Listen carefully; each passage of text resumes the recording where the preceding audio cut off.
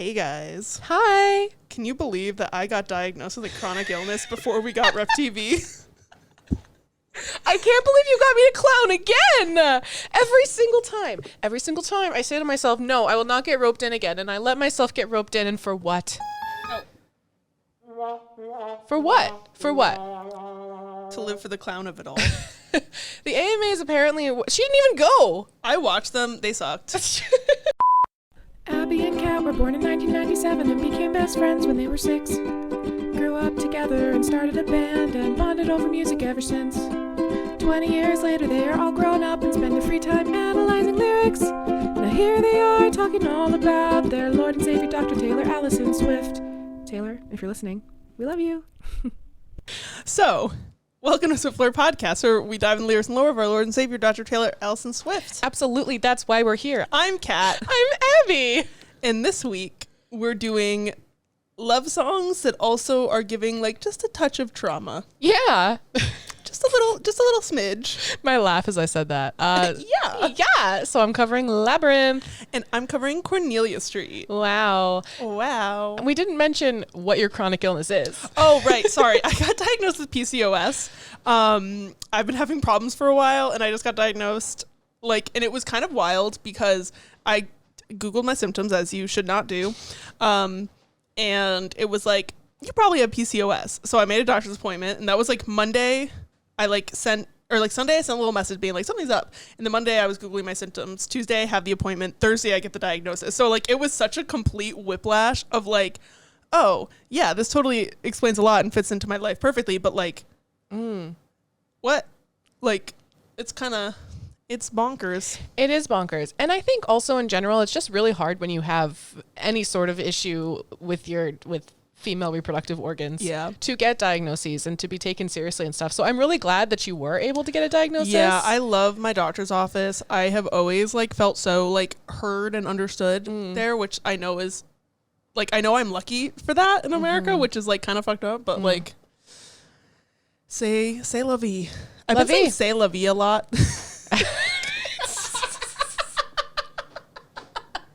You're welcome. That really tickled you. It's been a long week. It's so also I graduated, which we talked about in the last 2 episodes. So excited. Because the last episode we recorded that was a normal episode was the day I finished everything. Yeah. And then the one with Lena and Ian was the day before I walked the stage. And now I've had a week and a half to just relax, which is wild. When your brain is going for 3 years, and then all of a sudden you're not in school anymore and you just have time to not do anything, and then your brain just decides to make up reasons to be in distress. That's why I started running. Fair. Again in 2020. Fair. I really want to start doing dance classes, so that'll start being a part of my routine, but I've been cleaning and catching up on that sort of stuff, and I love that for you. It's been strange. It's strange to have time. So that's what's been going on with me. That's what's been going on with us. That's what's been going on. So who's gonna go first? I feel like I should go first. Okay. Because mine kind of ends on a sad, and yours ends on a excited. All right. So, Cornelia Street, where we be walking, not we, we haven't been to Cornelia Street. Not yet. Not yet. Sorry, I'm just trying. Didn't we walk past it in Times Square? Well, no, because she's talking about the London one. No. Is she not? It's the New York one. I remember we were walking through New York City when we saw the Sadie Sink weekend. Yeah. And you were like, Cornelia Street's literally just 2 blocks. Taylor, it's not that hard to not walk Cornelia Street. It's a short street. It is short. But I think it was because I was looking at a map. I think it's near Washington Square Park. Okay. I looked at it on a map, and then it left my brain immediately. So fair. I have a lot of information about the location, so we'll get there. Okay. So, Cornelia Street is track 9 on Lover. And the track after it is Death by a Thousand Cuts. Very anxiety spiral coded. This song was solo written by Taylor and produced by Swiftlore. And critics pretty unanimously love this song. They love the emotional vulnerability of it, the honesty, just the vibe of the song is very quintessentially Taylor. I agree. It's a great song. It's wild because like usually the Wikipedia like critical reception, it'll be like, here's the good things and here's the bad things, but there was like literally no bad things listed. It's because there's no bad things about the song. How can you not like? I feel like if you listen to the song, you like it. Yeah. Because if you're going this deep cut for a reason, like you're gonna like it. And now I have a bunch of information about the apartment it's a townhouse on Cornelia Street. She lived there while her Tribeca apartment that she usually lives in apparently was undergoing renovations. So she was living there when she started dating the muse for lover, if you will. And now it's a tourist attraction. There's a plaque on the sidewalk out front with lyrics from the Alcott, which is like, so like, why? She has a song written about this place. Why did you choose a different song to put the lyrics on the ground? Yeah, I don't know. And it's not like the Alcott isn't even like, it's a national featuring Taylor. Yeah, that's strange. There are stranger things. So this townhouse apartment, it's 23 Cornelia Street, which I feel like I realized a week ago and texted the group chat about, and then I forgot, and then I remembered again. I don't think you texted the group chat. Well, I got to be excited about it twice. Wow. 23. So I know 23 is my lucky number. Wow. So very slay. Sometimes people like randomly will get tours of it. Like I've heard of people like going and looking, and I don't know if someone lives there right now. Like the apartment did sell in 2023 for $18 million. Mm-hmm. It's a 4-story building. It's advertised as 3 stories, but there's also a basement, which includes an indoor pool and a gym. There's 4 bedrooms, 5 bathrooms, an entire private rooftop terrace. It's gorgeous. You can like Google, I think it's on like Street Easy. You can look and see what the like staging photos are from when whoever Taylor rented it from sold it. So like if you want to feel bad about where you live, take a gander. Unless you're mega rich, in which case, you single. Kidding mostly. Okay. So this song has been performed 4 times live. So the first time that the song was performed live was September 9th, 2019 at the City of Lover concert in Paris. This is also like the recording that's on the Lover Live from Paris vinyl, which I didn't even realize that the name of the concert wasn't Lover Live from Paris, because in my head, that's what it is. Is it not? No, it's the City of Lover concert. Okay. Or maybe it was City of Love and I wrote it down wrong. Could be either. Who's to say? So let us know in the comments. And it was also a surprise song on the Eras Tour thrice. The first time was in Mexico City, and it was played on guitar on August 26, 2023. And the piano song with it was You're on Your Own, Kid. That would have destroyed me. That would have, yeah, same. Imagine Cornelia Street, and then you're trying to recover, and then she says Summer went away. Summer went away. I would not recover. That'd be it. I'm still there, you know? The next time that it was performed was June 13th, 2024. And it was on piano mashed up with Maroon, which I don't think really makes sense. No, she was just clowning at that point. But it's just funny. And the guitar that night was I Can See You in Mine. So like, what a weird. And the last time was November 3rd, 2024 on guitar mashed up with the Bolter. And the piano that night was Death by a Thousand Cuts in the Great War, which would have ended me. In terms of personal connections, I haven't been to Cornelia Street, but I want to go. Maybe I will. Getting down to the lyrics, overall this song is about having a place that's so central to your love story that you know that if your love story ends, you won't be able to go back there without it being really painful, because it's such an integral part of who you were when you were with that other person. Mm-hmm. And I think it's interesting how like each verse kind of is a like vignette of a different time. So verse 1 is like a vignette of the time that they met. We were in the back seat, drunk on something stronger than the drinks at the bar. She's talking about love. They're love drunk. Love a little love drunk. And maybe a little drunk. Well, they're drunk on something stronger than the drinks at the bar. But so they had the drinks at the bar. And then they're also little giddy. It's a both.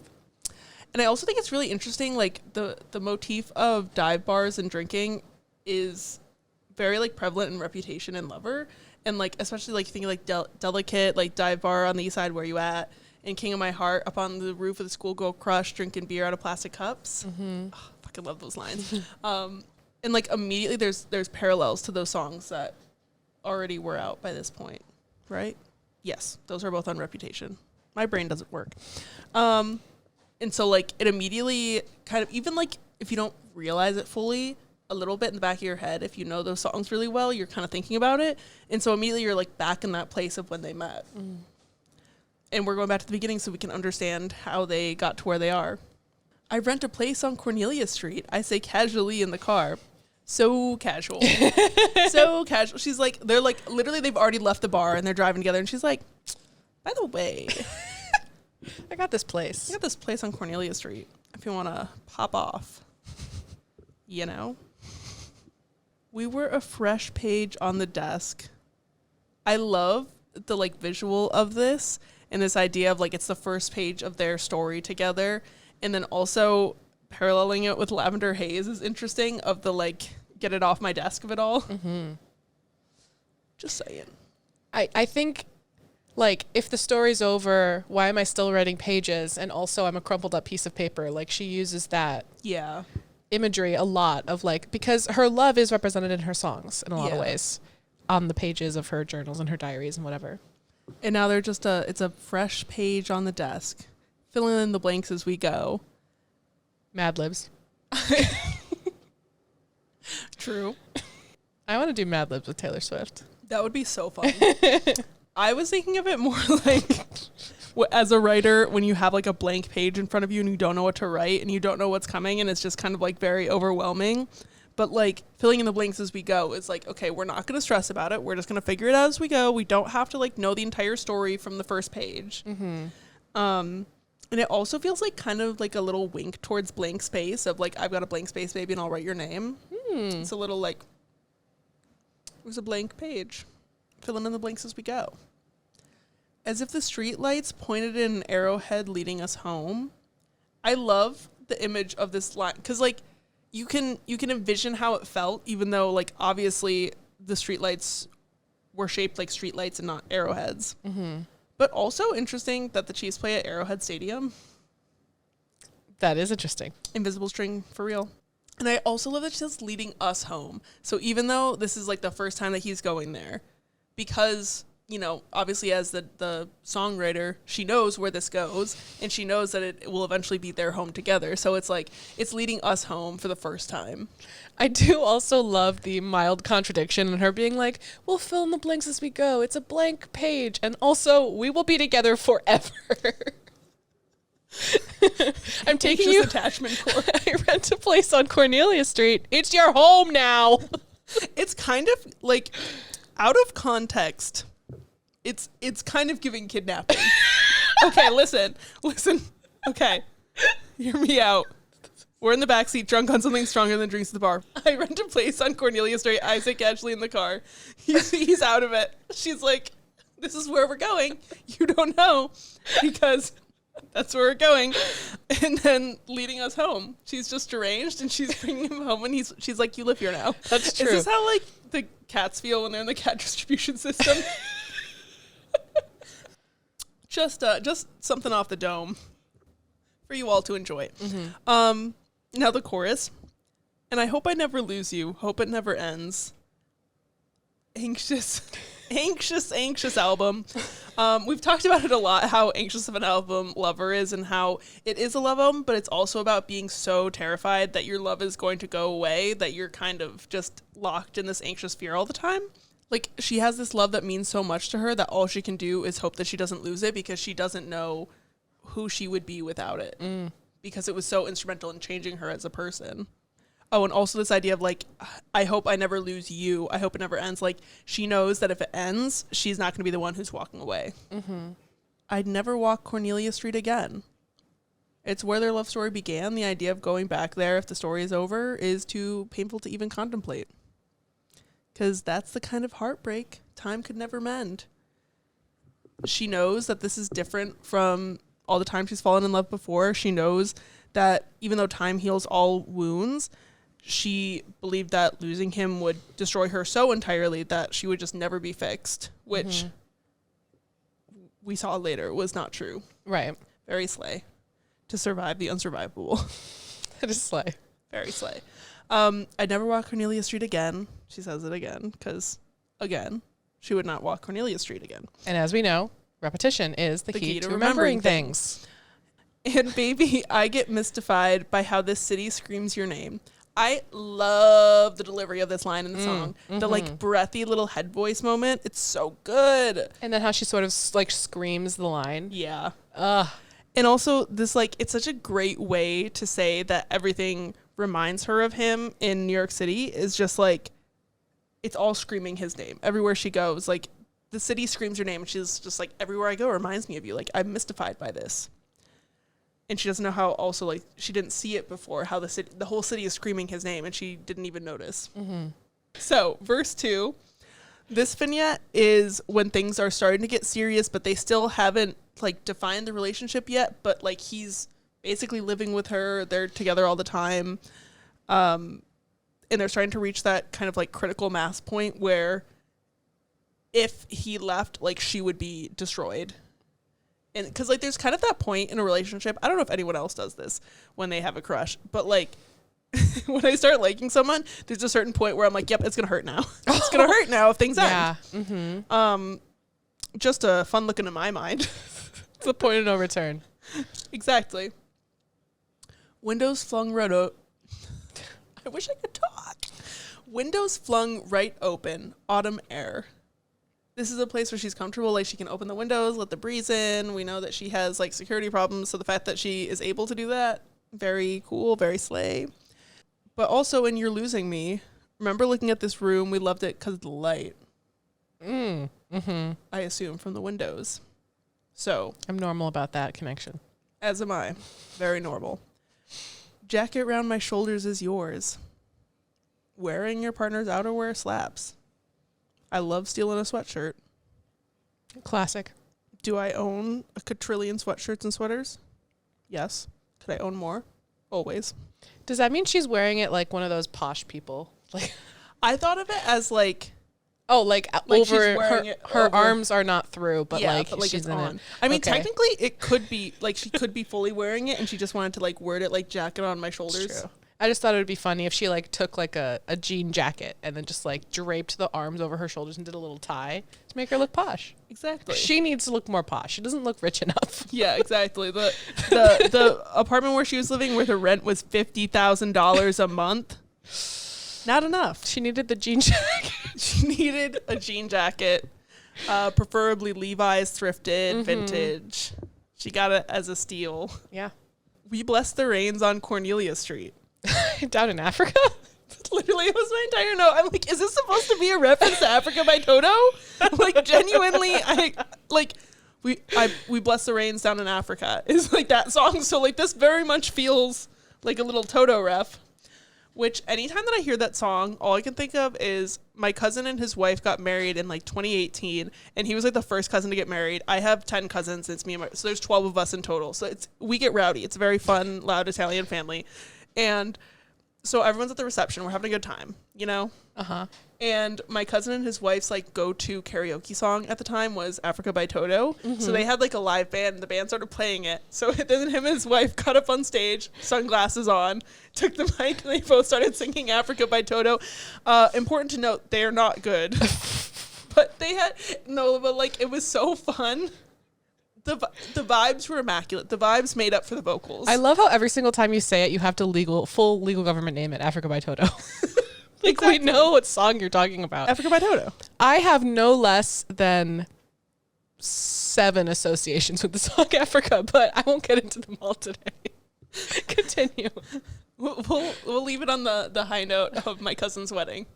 Back when we were card sharks. Damn it all! God damn it! God damn it!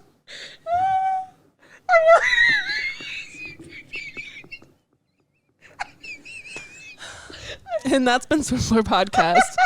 Okay, bye. Okay, I can calm down from that. Sure can. Calm down. Okay. Back when we were card sharks playing games, I thought you were leading me on. A card shark? is someone who makes money off of cheating at cards. So like either counting cards or like other ways of cheating. I don't know anything about playing cards unless it's like Cards Against Humanity, and I don't think you can be a card shark at that. But also it kind of is giving Getaway Car a little bit of like weird card sharks playing games. I thought you were leading me on. Like they were playing games, they were having this weird like breaking up a relationship to start a new relationship moment, and she was scared to be genuine, so she was treating everything like a game as like a way to protect herself. So she couldn't see that he was being genuine because she was so concerned with like keeping her guard up and making sure that she wasn't like being made a fool of. It kind of reminds me of like Katniss and Peeta in the Hunger Games, where everything Peeta's doing is just like, man, Katniss is the best. And Katniss is like, I bet he's assessing me for weaknesses. And it's just like, nah, girl, he just wants to kiss you. Oh, teenagers. Yeah. I don't think that stops in teenagehood. No, but you get more subtle about it. I packed my bags, left Cornelia Street before you even knew I was gone. The idea that like she gets up and she's just like, I'm gonna head out, and it's like her house. Right, like she's the one, she kidnapped him and left him in this nice house, this 4-bedroom indoor pool, and then she terrace. said bye. Actually, she didn't say bye, she left. No, she just packed her bags, left Cornelia Street before you even knew she was gone. But then you called, showed your hand. Like she tried to run away, and then he was just like, no, like I'm not a card shark. Look at me, and here are my cards. I was not lying or trying to play you. I turned around before I hit the tunnel. This, to me, sounds like she was not just like fleeing the apartment, she was fleeing the city. Like she was fleeing Cornelia Street, because even this early on in the relationship, before they had like fully defined things and talked about their feelings, she still was so invested that she was like, I can't be on Cornelia Street if like this isn't going to be what I want it to be. Like the tunnel, I want to say it's called the Lincoln Tunnel that leaves New York and it goes to Jersey. That seems right. Basically, it goes under the river instead of going over, and it's terrifying. And anytime that I'm on it, I have to just not think about it because I'm so claustrophobic. Either way, she was fleeing the city and probably going towards some airport to fly to one of her other locations. Maybe she was going to Rhode Island. Who's to say? She has a house there, LA, London, who knows where else.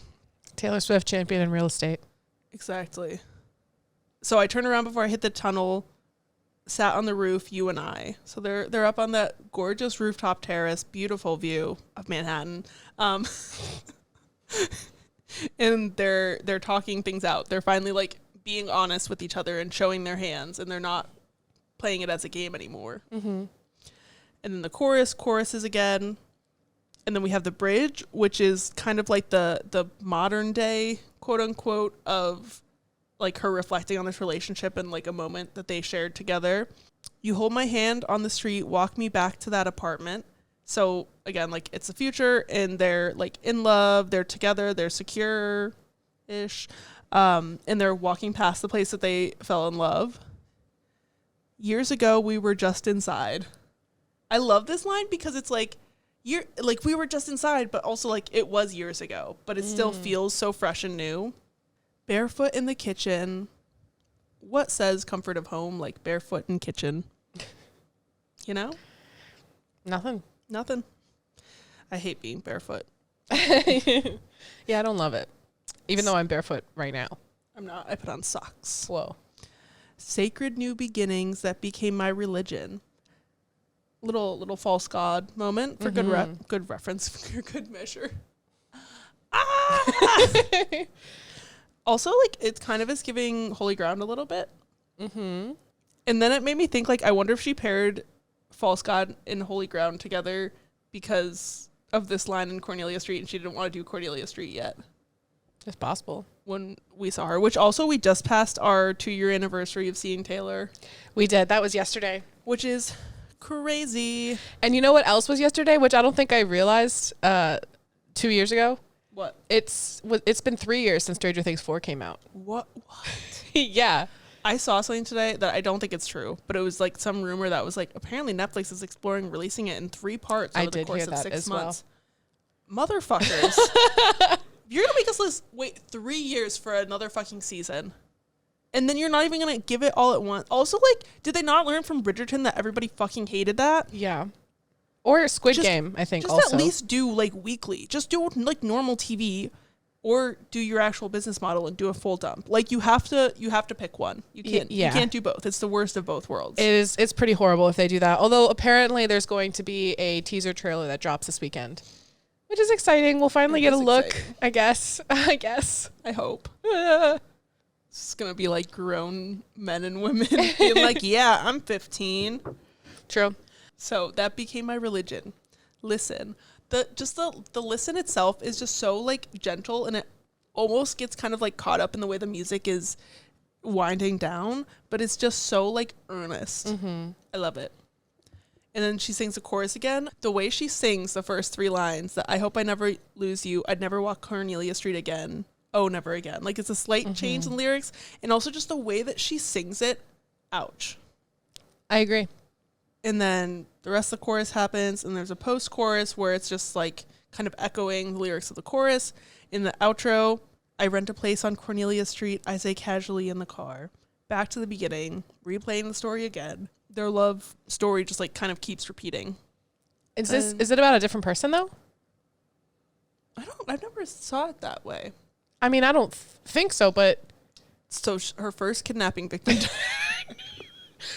She had to go get it. This is what happens when you're writing a thriller about a serial killer. Yeah, I mean, I just thought it was interesting because she uses the first line of the song at the end. She does that a lot. She loves it. But I'm thinking, like, this, I guess it's her thinking back to the beginning, but it also just seems like now I've got a new relationship and another blank page. Yeah. But I don't know. She just keeps repeating. She has the same moves. We all have our moves. Hers is casually saying, I got a place on Cornelia Street. Even when she no longer lives there. She's not the point. Swift. She can go back. My discussion question, what is a place that you feel like you can't go back to because you just associate it so strongly with an ex that you're just like, I cannot do that? You know, I feel like she's had another song with a similar... Yeah, I feel like I've asked this before, but also... But what song was it? I don't know which song it was. I don't know what I said last time. Oh, because...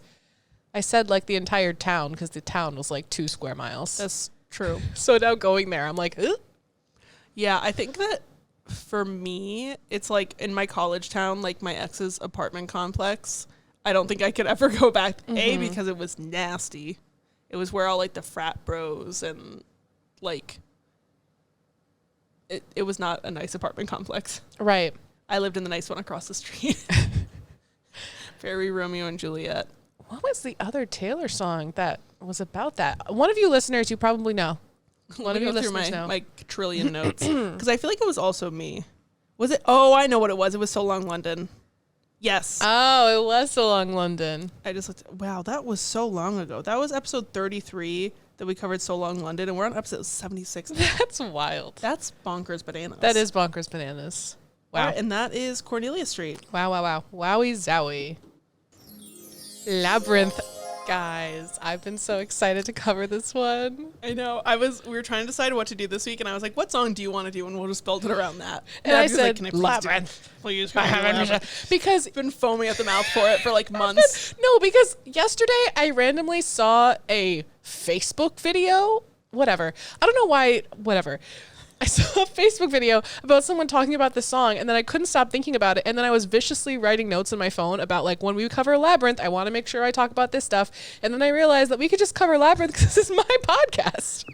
It's my podcast, and I'm going to Labyrinth if I want. Exactly. So here we are. Okay. Also, I still have my Brat phone case. I haven't changed it yet. Bro. It has rubbed away in a few spots and has revealed like pink. Oh my God. Glinda. So it's giving Let wicked. Us speak, Lord. Okay. Let us be grateful. Okay, Sopranos. Let us annoy all of my neighbors so much. Aw. So, Labyrinth is the 10th track on Midnights. It was the 11th episode on Midnight's Mayhem with me, and it was written and produced by Taylor and Jack. You can tell, based on everything about it. Based on the way that it is that way. There was this random YouTube video called Nature Walk that I used to like as a kid because it made me laugh. I don't know why. And I still quote one thing to this day of this guy. He just randomly goes on a walk around the woods and he goes, "That's an aspen. You can tell because of the way it is." He keeps walking. And I think about that constantly. Anyway. It's your Roman Empire. It is. If anyone else has seen Nature Walk, and then every time he talks about something, he goes, "How neat was that? That's pretty neat." I love that.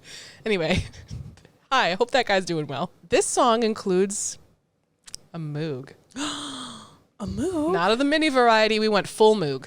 Full moog for Labyrinth. For some reason in my head, Move by Little Mix, but saying moog instead just Don't popped in my head. girl like a boy who moog. Taylor at Jack Enough. Margaret Qualley be like, "Oh, you just made me turn into a tea kettle." Yeah. This song also features a controversial production just because all of the criticism that I found was surrounded about how the song is produced. Oh. So, yeah, I will talk about that. For a while, I was iffy about it too, but I've come to like it. And also, I'm going to have a defense for it in this episode. I'd expect nothing less. I wrote features weird elephant and moaning noises for some reason. It's an Easter egg because in my phone, you're elephant emoji egg bee. I have the elephant emoji? Yeah, you have for like, Right. I have no idea. I love how you answered before I asked. Whenever I put it in there, it was the same time I changed it to egg bee. So we were like in high school. And we are coming up on our 10-year graduation. Boy. Time, you know? It only maybe it's much because we're old. I feel like that is representative of my mental state. Lyrics from this song were used in Taylor's NYU doctorate acceptance speech months before this album came out. Because I know that she referenced You're on Your Own Kid, but I didn't know that she referenced Labyrinth. She referenced Labyrinth. I don't know if you guys knew this. I just graduated. What? No big deal. Did Taylor Swift speak at your graduation? No. We had a guy. Sorry, I won't say anything else about it. For a man, immediate disappointment. We had an honorary doctorate awarded to a guy that makes chocolate. I don't know what else he does, but you know what? Deserved. Yeah, for sure. No, Willy Wonka pop off. He's done a lot of really excellent stuff in addition to making chocolate. That's what I held on to. I was really nervous. So I don't know how I got on that tangent, but the doctorate speech. Because I graduated, I listened to her doctorate speech again. Cute. Because I wanted to get a little Taylor Swift motivation. Anyway, critical exception. Bob. Bob. Newbie? It's not that funny. I don't know what's happening to me. It's just that I tried to read Rob. It's just like Card Shark. I just couldn't read one. You're fully crying. Okay, I'm back on track. She says, again, Rob Sheffield. Rob Sheffield of Rolling Stone described, I copy-pasted from Wikipedia. Okay, let's see it. How the synths, in quotes, flicker and splutter like these circuits are melting down. And Quinn Moreland of Pitchfork compared each synth quiver to a pump of new blood. And these are all quotes. It's not a good enough reason to say quiver. Or pump. I get that maybe they were going for like a heart metaphor, but like it needs a little workshop. Or splutter. There's just some weird words happening here. Well, it's like a heart, like. Yeah, I know. I don't like it. But Jason Lipschitz, our man, the man, the myth, the legend, he put this 6th out of 13 songs on Midnights, describing it as the album's prettiest and most intimate song. Overall, people really like this song, but some people don't like the production of it. It was performed as a surprise song November 9th, 2023 in Buenos Aires, Argentina, and also July 18th, 2024 in Germany, Gelsenkirchen, Germany. Oh, the place that even Taylor didn't write it on the 22 hat. Yeah, the place where we texted Liv and asked her how to pronounce it. I think it's Gelsenkirchen. I think that's right. Mashed up with This Is Me Trying. So that's the one where she said, I just wanted you to know I'm falling in love, which is a crime against me. Criminal. How I'm trying to be. I've been in my This Is Me Trying era. I need to be in my Labyrinth era. True. And a third time in Toronto, Canada, November 21st. I don't know why I said any of it like that. Toronto, Canada. I'm going full Siri. November 21st, 2024, mashed up with State of Grace. Now, Spear would have loved it. Spear, that would have been her, like, oh my God, I can't believe we lost. Yeah, it would have Labyrinth been. X State of Grace. Truly. Personal connections. As you guys know, during my initial listen to Midnights, I furiously took notes. So I wrote, Labyrinth, I see you, girl. Don't mind me. I'm just going to cry about this real quick. And then the song would be so different with a different production, which I still agree with. The song would be so different if it didn't sound the way it sounds. It would be. But you know what? I have so much to say about the production. I'm excited because I like it. Yeah. And there's took some time to grow on me, but like once I caught the vibe. Baby, are you coming for the labyrinth? Exactly. I've always really liked it, but I understand why people didn't. Like, I didn't like the weird noises at the beginning either, but I'll get to why I think they work in just a minute. So I originally ranked this at 7 on the album. It has since moved up to 3, and most recently when I did the Taylor Swift song sorter, it was at number 7 overall. Wow. I really like this song. That's really high. It's really high. I feel like it changes based on my mood. To be honest, but I would say that the song is really high on my ranking. Yeah, I like it's it a lot. Bop is a bop. I really resonate with it down to the fact that like I was afraid of elevators as a kid, which is just like a random thing. I just didn't like being in elevators. Valid. Especially by myself. I was really scared of it. So like that came out and I was like, okay. The Tower of Terror Disney Channel original movie. Couldn't do it.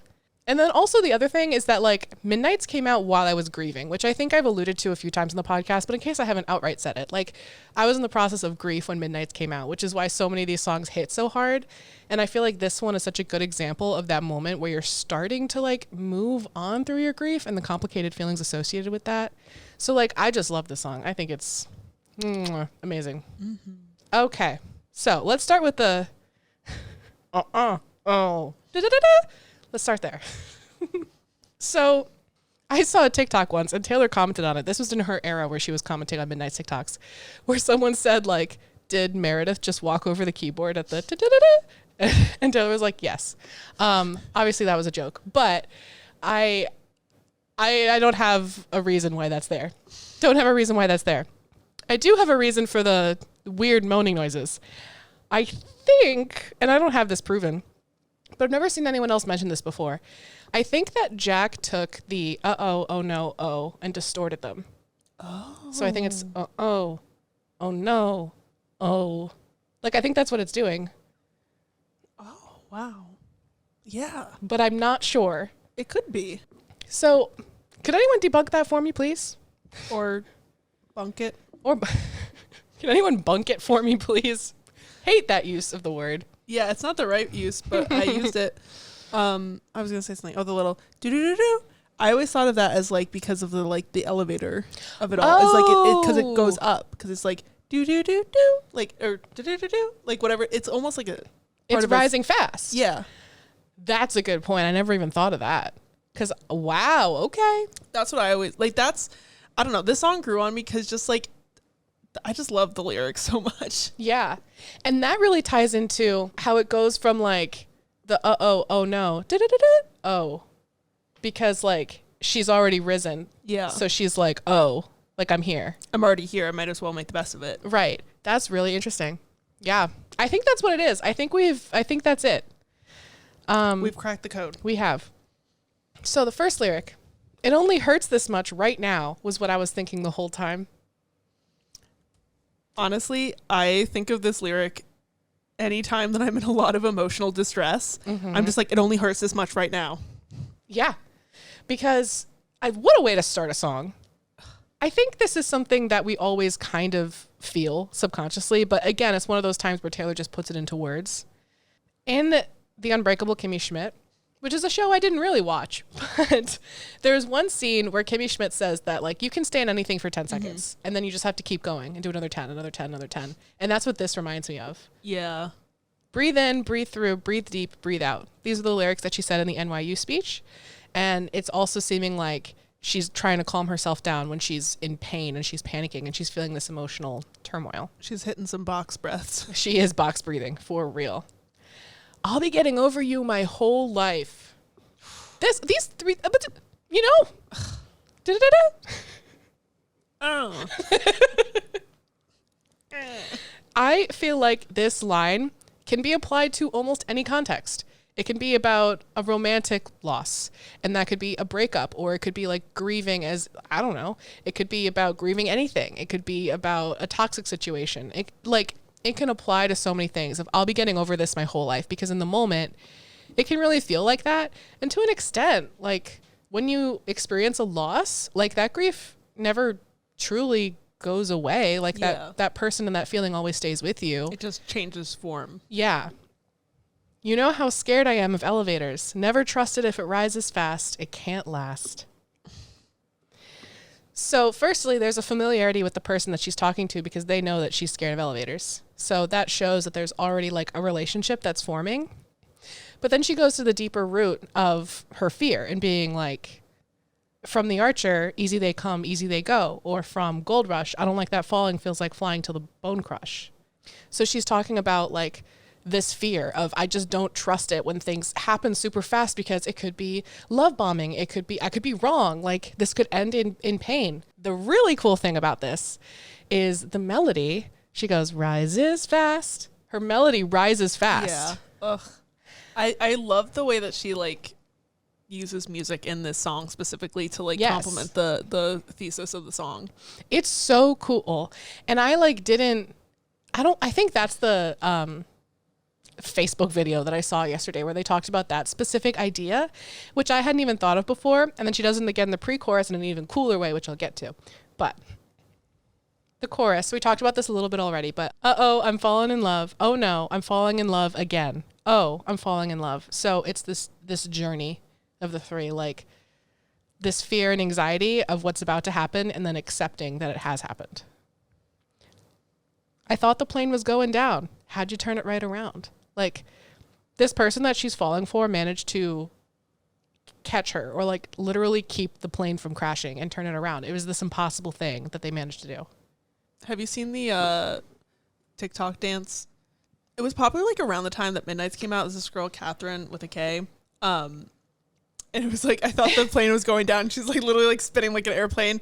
And then it's like, how do you turn it back? Wait, I gotta show you. It's so funny. Like, okay, it's supposed to be funny. I think I did see that. That was back when I was on TikTok more. Yeah, because it was when Midnight's came out. When was that, 2020? When I had Midnight's Mayhem with me. I tuned in every day. 2022. Wait.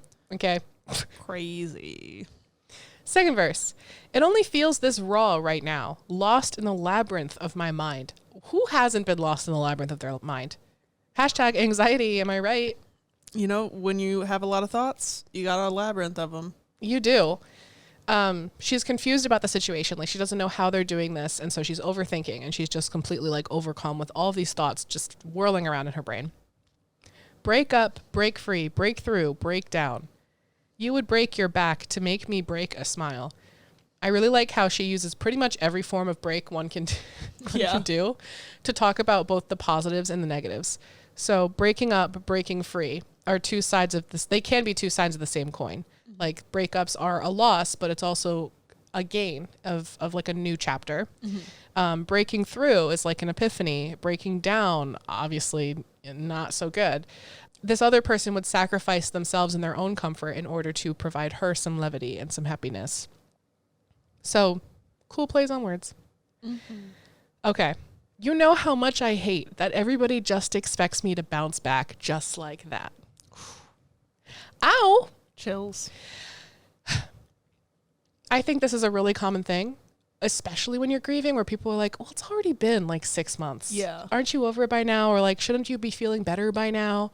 And sometimes people don't even outright say that. They just sort of imply it. Yeah. Because it's like when something happens that you like are grieving it, everyone kind of can rally around you. But then after a while, it's like, okay, well, I have to go back to my real life. So like you got to get over it. Right. It's like things have continued. You have to continue as well. So you're stuck in this place of just having to bounce back. And if we're talking about Taylor specifically, like she is go, go, go, go, go. Mm-hmm. Like she had to perform through her tour while going through a breakup. Yeah. So like everyone's just expecting her to bounce back.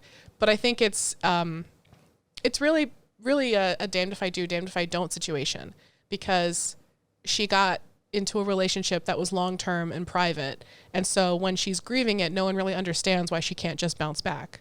Yeah. Because she finally had something for herself like that. Yeah. Melodically, her voice goes down like and then to bounce back. So she does the thing again. And she goes back to the original note, doesn't she? No, she goes a step below the original note because she never goes back to where she usually went. Oh. Yet, anyway, and I'll get to that. Oh. Uh-huh.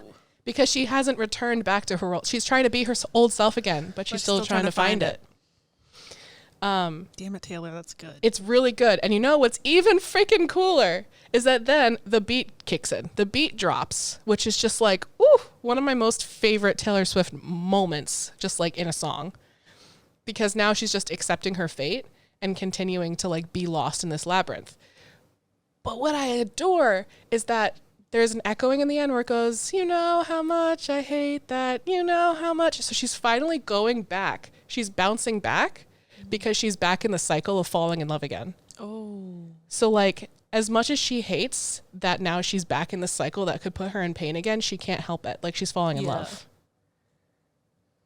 Love it's that for her. So cool. It's so cool. Taylor Swift, I love you. So that's Labyrinth. I love it. I love that song. Discussion question. How do you feel about the production? Would you change it? I think that if the production turns you off, then you don't deserve to enjoy Labyrinth. It's kind of like how I feel about Closure, because I like Closure. I know that's kind of controversial because people think the production's really annoying. It's supposed to be annoying. We'll get there whenever we cover it. But I think that like it works so well thematically with like what the song is trying to convey. Mm-hmm.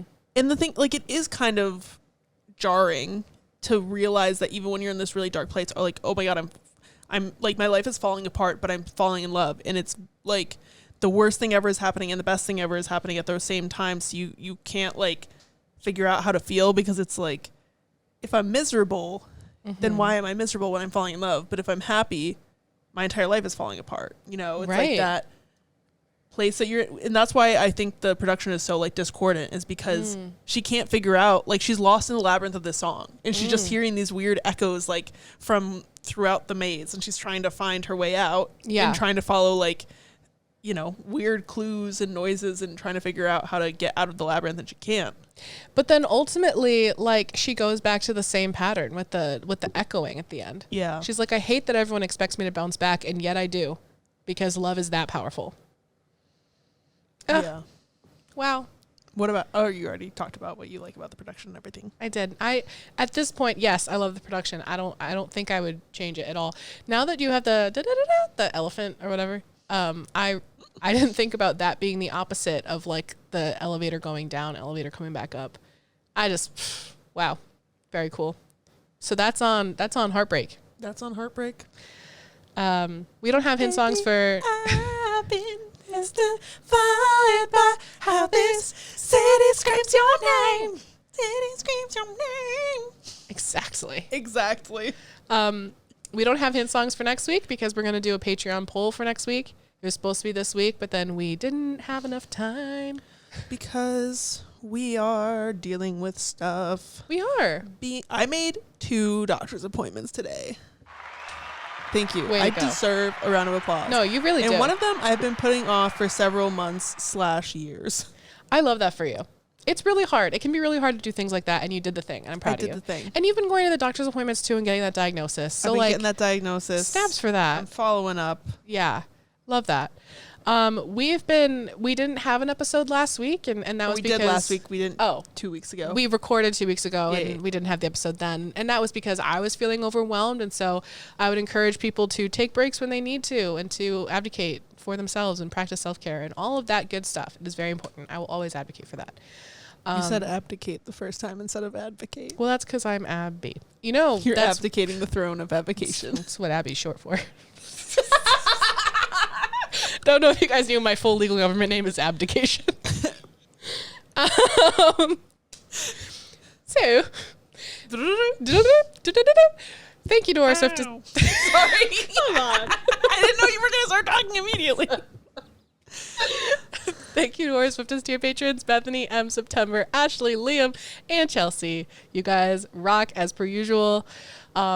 We've got fun stuff on the Patreon. I just put a bonus episode up. God, yes, we did the, what's the website called? Sporkle, like every Taylor Swift song. We got 223 out of 250 something. It was 270 something, I think. Oh. But it was to name every Taylor Swift song in 25 minutes, which turned out to not be that much time. I was like, 25 minutes, that's so much time. And then fucked it up. It was all like, it was everything. It was songs she's featured on, songs she's written for others. It was songs from Cats. It was like everything. It's like, who saw Cats? Who saw it? So it's like a 25-ish minute episode that we edited and we put up on the Patreon. There's also a whole other hour of footage from our interview last week that eventually I will edit and put up on the Patreon as well and make that available for you guys. And then we have Swiftlore After Dark for the Swiftest tier patrons, which is just, some bonus stuff, extra extended episodes, etc. And also, you get little perks, prints and stickers and postcards and such, depending on what tier you join. If you're watching the video, you could get this fun poster that says "Men are irrelevant. Taylor Swift is forever." Correct. If you subscribe to our Patreon, that's not how the words work. Yeah. So kind of is. Yeah. If you head on over there, you can do so. And even if you don't want to join our Patreon, but you want to support us, giving us a 5-star review really helps, because the more rankings on like whatever platform you're listening on, the more that the algorithm will be like, "Ooh, people like this. We will push it out." Mm-hmm. So. If you've listened this long, you might as well. May as well. I hope it wasn't a hate listen. If it was, I would hate it if you gave us 5 stars. Ooh, it would make me so mad. If it was a hate listen, that's still kind of a slay. It is kind of a slay. Because I admire the commitment to the hating. Right. The hating. The hating. The hating game. Otherwise, I think we're done here. I think it's time for a crispy high five. Let's crispy high five it. Oh. Okay. Crisp. Ouchie. Bye.